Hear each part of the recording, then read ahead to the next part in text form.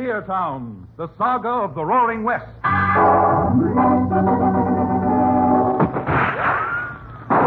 Frontier Town. El Paso, Cheyenne, Calgary, Tombstone. Frontier Town.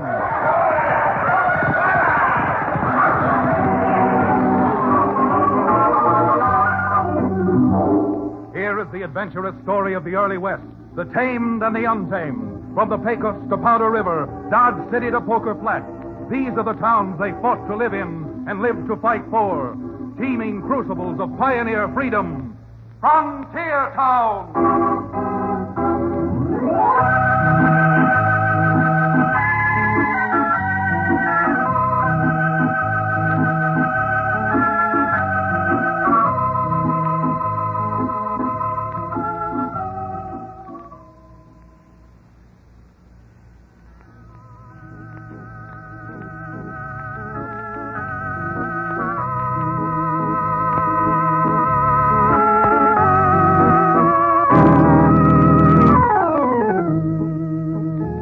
Howdy there, friends. This is Chad Remington. Chad Remington, frontier lawyer from the frontier town called Dos Rios.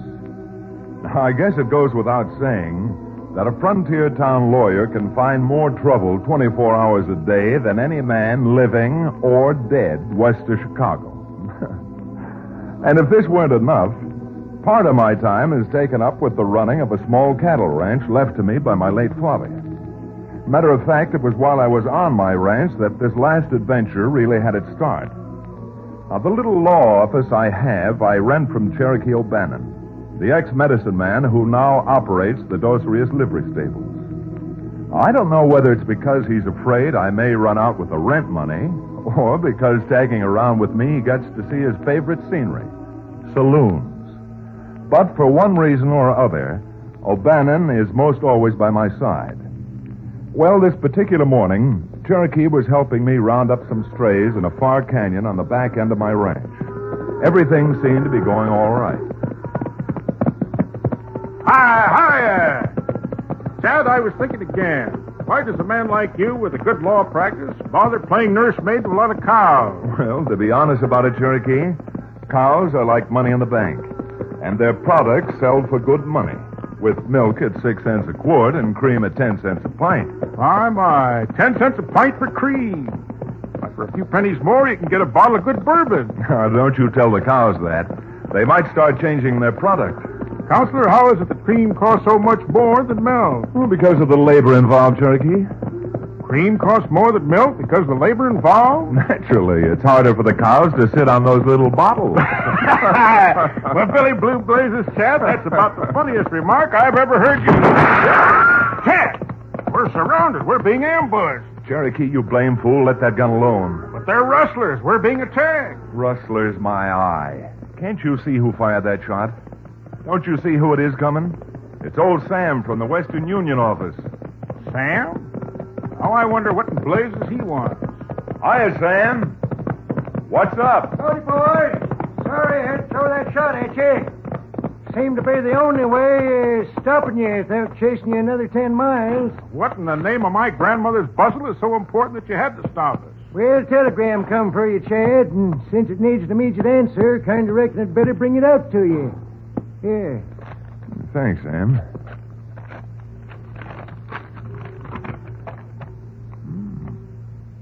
Well, that's one invitation I'm not going to refuse. What's one invitation? You please tell me what this is all about? Well, this telegram's from Kurt Bodie. You know, the sheriff over at Bonanza City.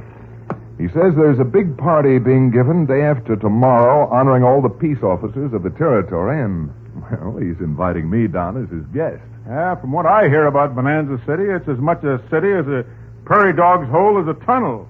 And it's a wide-open, rip-roaring boom town at that. I don't suppose that'll stop you from going down and attending the party with me, will it, Cherokee? Me? Attend a peace officer's party? My dear friend, any warrants formally issued against you for selling your genuine Cherokee Indian rattlesnake oil probably have run out now because of the statute of limitations. So, no doubt you're fairly safe. Well, you know me, Chad. I'm a party man from the word go. Get down there and mingle with a lot of tin badges. Well, Mister, as long as your lawyer's with you, even if they do get you, they won't hit you with more than 20 years to life. well, that's a horse of a... What? Come on, Cherokee. We'll bring these few head we've rounded up back to the lower meadow, and then you and I, well, we're hitting the trail for Bonanza.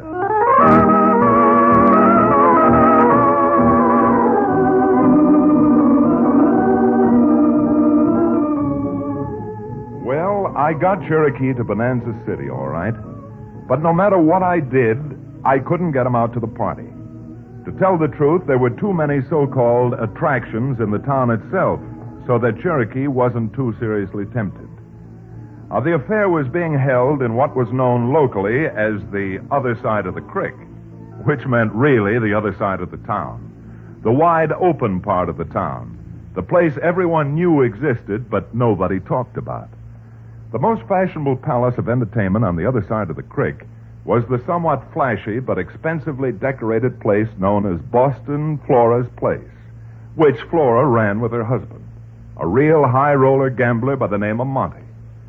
By the time Sheriff Bodie and I got to Boston Flora's, the party was in full swing and the place was really rocking. Boston Flora stepped up to the piano to sing.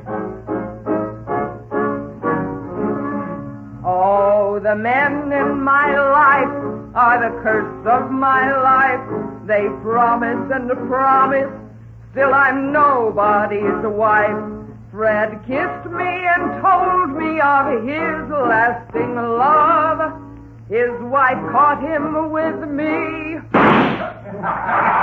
Now Fred up above. Oh, the men in my life are the curse of my life. If a six-gun don't get 'em, then there's always a knife. I got Joe to the church with one foot on the sill, but he tripped me and bolted and he's running still. But he tripped me and bolted and he's running still.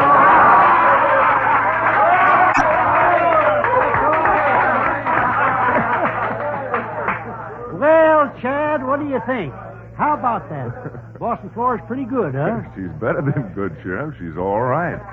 All right. Oh, yes, sirree. If there's anything to be proud of in this bunch of flea bags we call Bonanza City, Flora's one of them. Now, when I can locate him in this mob, I'd like to have him meet Flora's husband, Monty. Monty, huh? Mm-hmm. Sounds like a gambler. Oh, he sure is. A real high roller. He's one of the coolest in the business. Oh, there he is now. Hey, Monty! Monty, come on over here and meet a friend of mine. Well, howdy, Sheriff. Howdy. Well, any friend of yours, a friend of mine, I'm sure. Yeah. Thanks, Monty. I'm Chad Remington from over in Dos Rios. I'm delighted you could be with us tonight, Remington. Oh, by the way, have you met the wife yet? No, but I certainly enjoyed her singing. Well, come on, let's go over. I'll make you acquainted with one of the greatest gals on God's green footstool. Oh, you got a treat in store for you, Chad, a real treat. Say, baby, I want to make you acquainted with a friend of the sheriff's, Mr. Remington. How do you do, Mr. Remington? It's so nice that you were able to come. Well, what's the matter, Remington? You look like your eye's going to pop out of your head. Well, I don't think I've seen that many diamonds all at once since the night I attended the opera in New Orleans. My two weaknesses, Mr. Remington. My husband and diamonds. Well, I've only got one weakness, Flora. And I don't mind it. Jehoshaphat's mule. A stick-up. Senores, you will just stand where you are now, huh? I do not like to spoil fiesta, but if somebody moves, there's going to be somebody dead. It's not going to be me. You greasy devil. You got your nerve coming in here. Si, Senor Monty. And I have more than my nerve when I leave.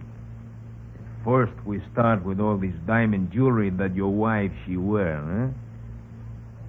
What? Don't give them to him, Flora. Senor, if she no give the jewelry to me, I no shoot her. I kill you. Okay, Caballero. Monty may not look like much, but he's worth more than the rocks to me. Here. Gracias, senor. Mil gracias. And now that I have the jewelry, I take up collection of cash. We're going to start with you, Sheriff. Why, you low down. No, Sheriff. Just for a little joke, I also going to take your badge. Senor? Well, there's not much in my pocketbook, but here it is. Bueno. Like you Americanos say, every little bit she counts. You are the people. I shall walk by you slowly. When I do, just drop all you got into sombrero, Gracias, caballeros y caballeras. Because I do not want you to spoil your fun by running outside and chasing me. I think I shoot out the lights before I go. Come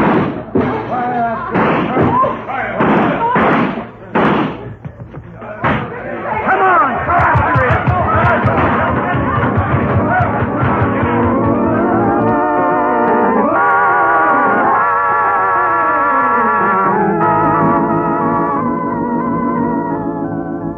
I guess there were more people hurt trying to get out of Boston Flora's inky black parlor than would have been hurt if the lone bandit had fired his gun. But enough of us made our horses and lit out after him to make the chase worthwhile.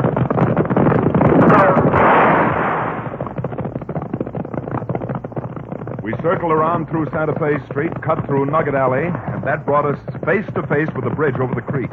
That is, face to face with what was left of the bridge. Because there was no question about it, the bridge was down. All right. Hold it, men. Hold it. Rain up. Isn't there a dam upstream by the smelter, Sheriff? We can get across that. Yeah, come on. Let's go before that low-down sneaking no-good gets away. Yeah, now, wait a minute, Monty. I've been thinking. Now, this is no time to think, Sheriff. We've got to get after that cuss before he gets... Now, hold on there, Chad. We ain't going after that cuss. What do you mean?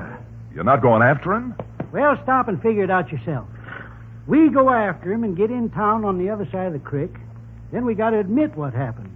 That one solitary south of the border varmint stuck up a sheriff, 2 marshals, and half a dozen deputies and got away with it. Why, you bald-headed old possum. No one's stealing my wife's jewelry and going scot-free. Who said anything about him going scot-free?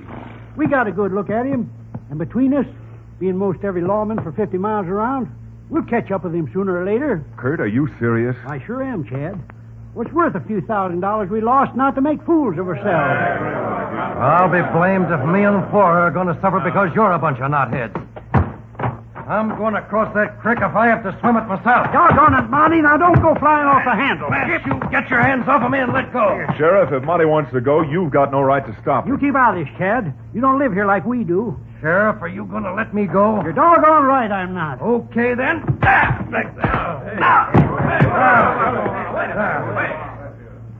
Monty, that was a mistake hitting the sheriff with that horseshoe ring on your hand. Well, it serves the old goat right. And I got an idea that this will serve you right. Where you? You want some? All right. Monty, you ought to exercise your fingers less and your arms more.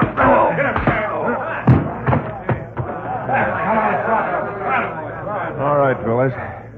Let's take this overdressed gambler back to his wife. We're not going to catch the gent who pulled that holdup tonight, but we can sure do a lot of talking over.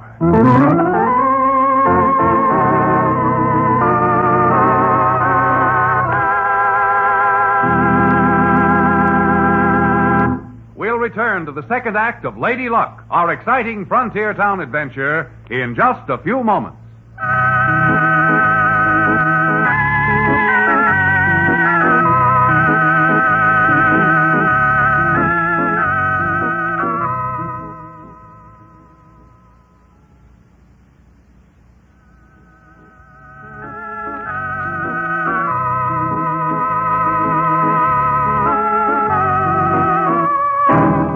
And now, Frontier Town.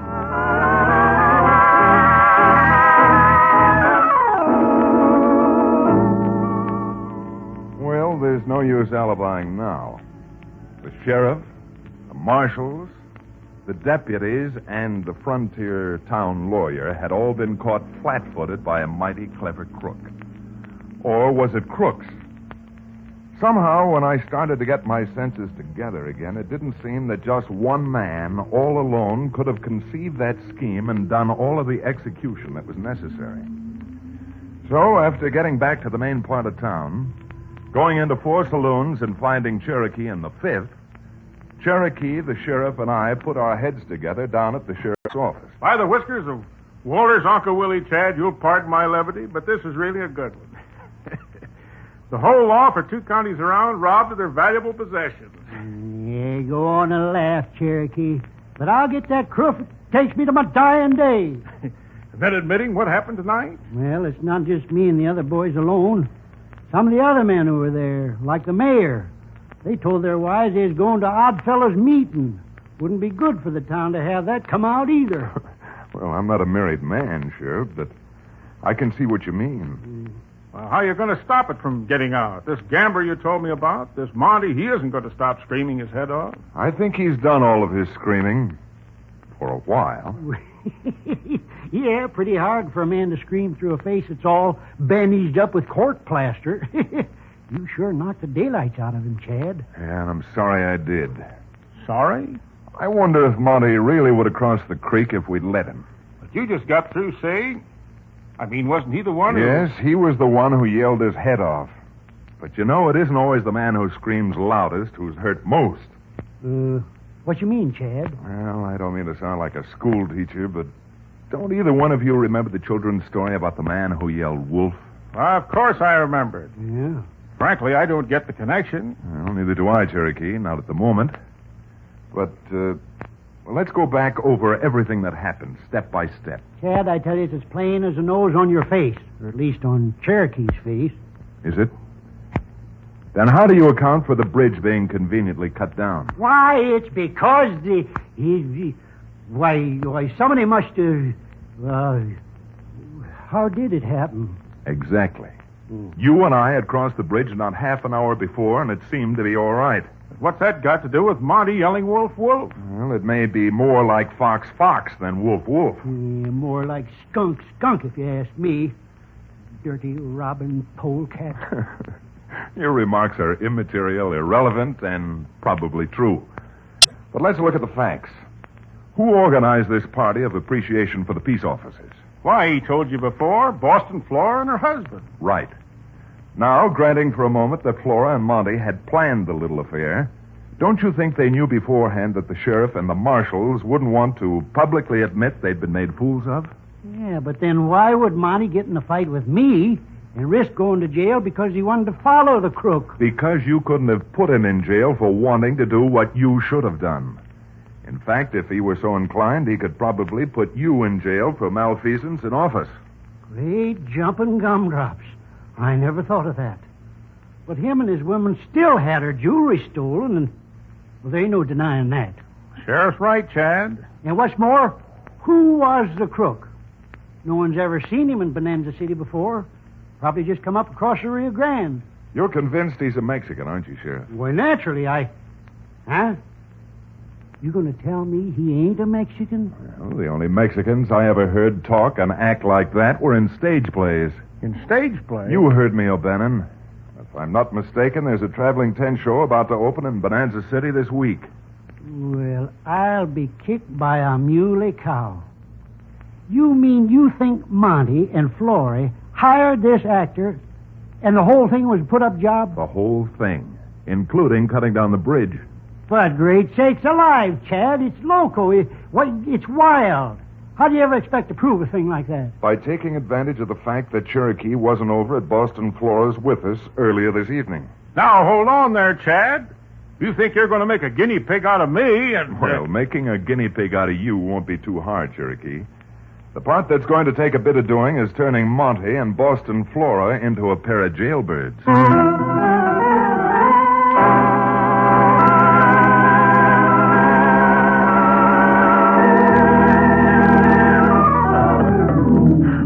Well, Cherokee squirmed and wriggled and bucked like a sun-fishing bronc. But with enough money in his jeans to cut a fancy figure at Boston Flora's bar, next afternoon found Cherokee on the other side of the creek, leaning across the mahogany and... Here you are, boy. set him up for the house. Honey, don't you think it's time the house sets them up for you? Madam, I'm not a man to turn down a tin roof. But at the same time, I'm not a man to quibble over a few measly dollars. I'm providently, amply provided with the wherewithal to enjoy myself. If you would be gracious enough to join me, I'd like to buy you some champagne. I don't mind if you do. Charlie, bring a bottle of Pomeroy over to the table by the window. Come on. You and I sit down.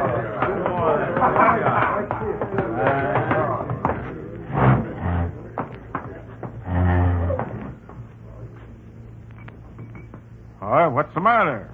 Why are you staring at me? Your get-up. You don't look like a prospector or a miner. My dear lady, there's a good reason for that.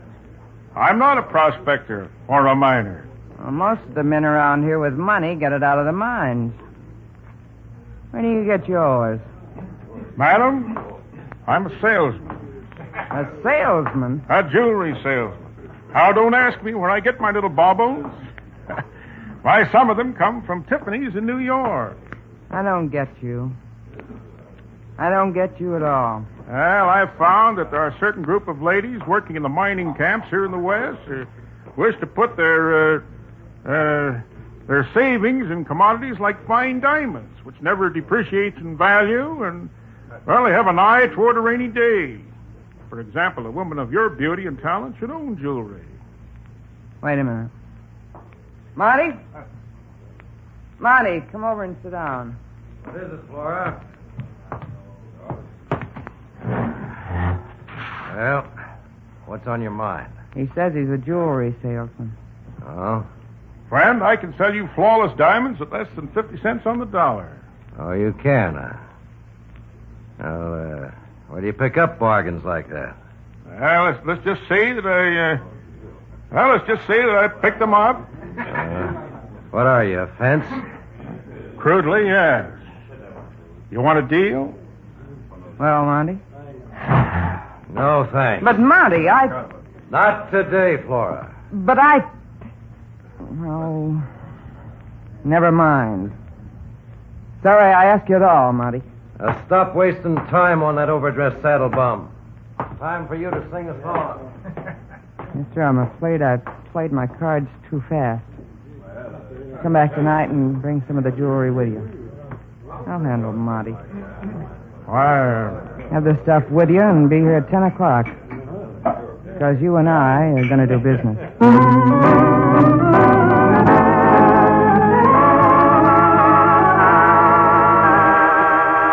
But don't you see, Chad, that you were wrong? Monty wouldn't even listen to buying her any jewelry. Which only proves that Monty thinks Flora has enough jewelry already. Huh? And if Flora has enough jewelry already, the jewelry she allegedly lost last night wasn't lost.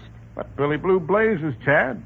Why did Flora tell me to come back tonight at 10 and bring the jewelry with me? Because Flora has more brains than you have and more brains than Monty has.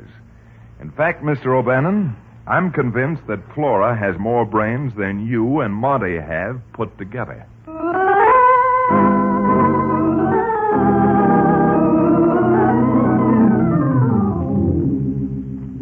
Now do you get it, Monty? Now do you see what I'm up to? Baby, I gotta hand it to you. You're the only woman I know who can figure how to have your cake and eat it, too. Yeah, I'll say. Anytime she wants, she can come back and join my tent show. Oh. Thanks, Tony. And I'm doing all right here. Now, you understand everything, Tony, don't you? You seem to forget your old partner, baby. I'm the quickest study in show business.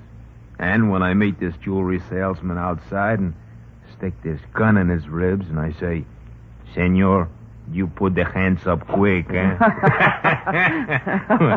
You'll have his diamonds and your money back all at the same time. The great part of it is, the only squawk this sucker will have won't be about his diamonds. And all he'll be able to do is run to the sheriff and holler about his money. I don't imagine that stone-headed sheriff's going to do anything about that. Because he might be afraid we'd tell what suckers we made of the lot of them. Like What? Who was the sucker? Cherokee, keep an eye on the outside. Right you are, Chad. Leave it to me. What are you up to, anyhow, Sheriff? I'm up to throwing the three of you in the calaboose, that's what. We heard every word you said. Don't you know it's bad manners to point at a lady with a gun? Yeah, all right, quit stalling, Flora. Let's get going. Why, of course, Sheriff, if you say. Money, come on! Let go of her before I... Get on here.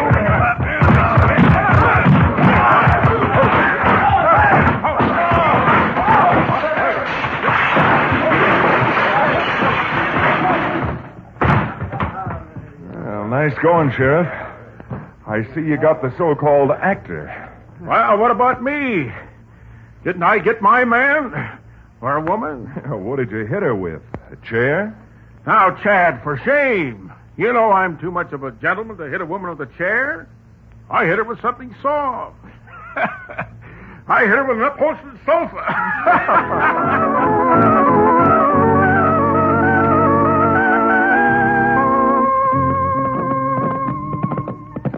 Cherokee, Sheriff Bodie, and I, and all the lawmen for 2 counties around certainly owe you a vote of thanks for your help in getting the goods on Flora the Phony, the Boston bad woman. Your thanks be hanged. After all I went through, I would imagine that somebody at least would offer to buy me a bottle of bourbon. O'Bannon, don't you realize you're going to come to a premature death with all that bourbon you take on board? That's absolutely ridiculous. Bourbon's the safest drink in the world. Scotch is dangerous. It is, O'Bannon? And how do you figure that? Why, Chad, don't you see? A man who drinks scotch is apt to end up getting killed.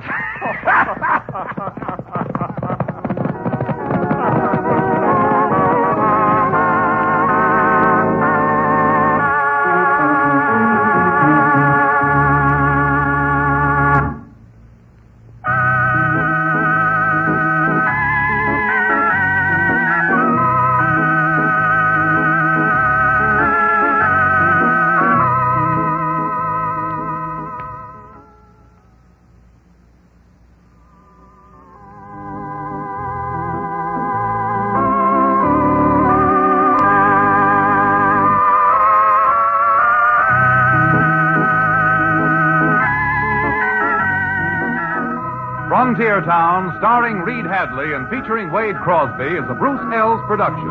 Supervision and direction by Paul Franklin. Music written and played by Ivan Ditmars.